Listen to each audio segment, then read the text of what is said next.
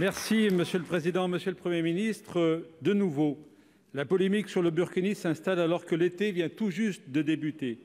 Comme chaque année désormais, depuis 3 ans, la ville de Grenoble est en pointe sur le sujet. Cette polémique est parfaitement orchestrée autour de 3 acteurs.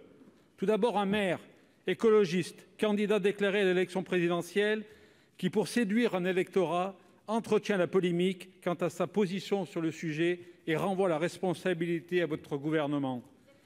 Ensuite, une association militante qui a d'ores et déjà annoncé mener des actions de désobéissance civile en voulant volontairement enfreindre le règlement intérieur des piscines au nom de la liberté des femmes à vivre leur foi comme elles l'entendent.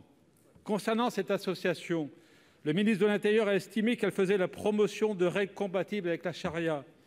Madame la ministre chargée de la citoyenneté elle-même affirmait en mars dernier « Nous faisons face à une petite minorité qui promeut un islam radical et rétrograde, notamment pour les femmes. » Enfin, le troisième acteur n'est d'autre qu'une députée de votre majorité qui, elle, en appelle depuis 48 heures à l'organisation d'un référendum local sur le sujet. Tout cela est simplement délirant. Monsieur le Premier ministre, nous avons besoin que le gouvernement clarifie sa position. Nous ne pouvons accepter de telles postures qui sont un réel danger pour notre vie en société. Aussi, Monsieur le Premier ministre, quelle est la position de votre gouvernement sur le port de burkini? Quelles règles souhaitez-vous voir appliquées sur nos territoires? Et enfin, êtes-vous favorable à l'organisation d'un référendum local sur ce sujet? Pour vous répondre, la parole est au ministre de l'Éducation nationale, de la jeunesse et des sports. Vous avez la parole, monsieur le ministre. Merci, monsieur le président, mesdames et messieurs les sénateurs, monsieur le sénateur Michel Savin.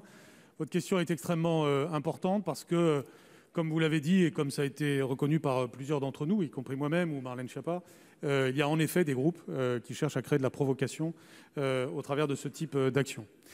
Et il y a en effet parfois des municipalités qui sont dans la complaisance avec les groupes disons communautaristes ou qui essayent de pousser l'islam politique ou d'autres types de tendances radicales. Donc nous devons être conscients de cela et ne pas sous-estimer le phénomène.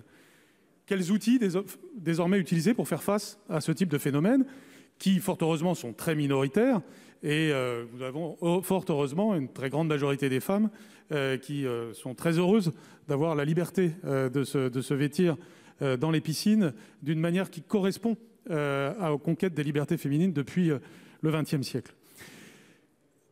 Les outils face à ce phénomène, sur le plan juridique, peuvent être limités parce que constitutionnellement, les usagers du service public ne sont pas dans la même situation, évidemment, que les agents du service public.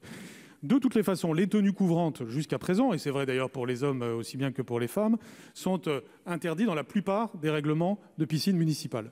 J'ai décidé de saisir l'Agence de réglementation de la sécurité et de l'hygiène de façon à ce que nous regardions si nous pouvons prendre une mesure nationale ou si une circulaire nationale peut servir d'appui au règlement des communes.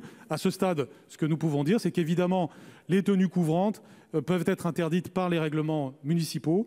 Chaque maire doit prendre ses responsabilités. Nous regarderons s'il faut une mesure nationale. Je vous remercie. Monsieur Savin. Monsieur le ministre, vous parlez de provocation, vous parlez de complaisance, vous parlez de quels outils avons-nous? Je vous rappelle, monsieur le ministre, que le Sénat, ici, a fait le choix de la clarté en adoptant un amendement sur le sujet lors du projet de loi sur les principes de la République. C'est votre majorité à l'Assemblée nationale qui a supprimé ce dispositif. Une nouvelle fois, vous refusez de traiter ce sujet qui est un vrai problème de société. En cédant devant l'islam radical, vous prenez le risque de voir notre pays se fracturer.